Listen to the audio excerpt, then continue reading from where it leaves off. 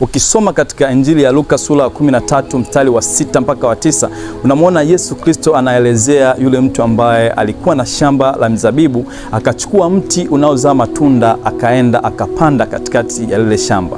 Baada ya miaka mitatu akarudi kutazama ule mti, akakuta haujazaa tunda lolote. Akamwelekeza yule mtu ambaye alikuwa analinda ile shamba, akamwambia, tafadhali naomba ukate huu mti kwa sababu hauna faida yoyote. Haiwezekani ndani ya miaka mitatu ukawa haujazaa tunda lolote.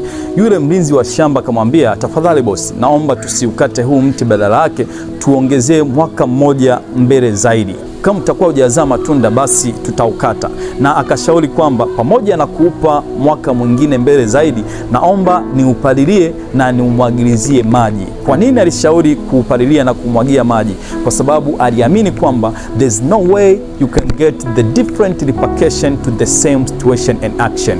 Hakuna namna yoyote ambayo unaweza kupata matokeo tofauti katika hali ile ile na matendo yale yale. Wapo watu wengi ambao wanatamani kupata matokeo tofauti na ya juu zaidi, lakini wanaendelea kufanya matendo yale yale na wanaishi tabia zile zile. Wapo wanaohitaji mabadiliko katika afya zao, lakini wanaishi matendo yale yale yaliyowagharimu kipindi cha nyuma na wanaendeleza tabia zile zile. Na wapo watu ambao wanatamani kupata matokeo makubwa zaidi katika imani zao, lakini bado wanaishi hali zile zile na matendo yale yale. Wapo wanaohitaji matokeo zaidi katika biashara zao, lakini wanaishi hali ile ile na matendo yale yale. Wapo wanaohitaji matokeo makubwa zaidi kwenye ufaulu wa elimu zao, lakini bado wanaishi hali ile ile na matendo yale yale yaliyowafanya wafeli katika maisha yao. Kama unahitaji matokeo ya juu zaidi katika sehemu yoyote ya maisha yako, ni lazima ukubali kuwa na mabadiliko ya juu zaidi na tabia ya juu zaidi na jitihada za juu zaidi, ili uweze kupata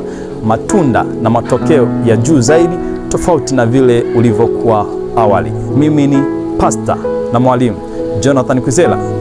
See you.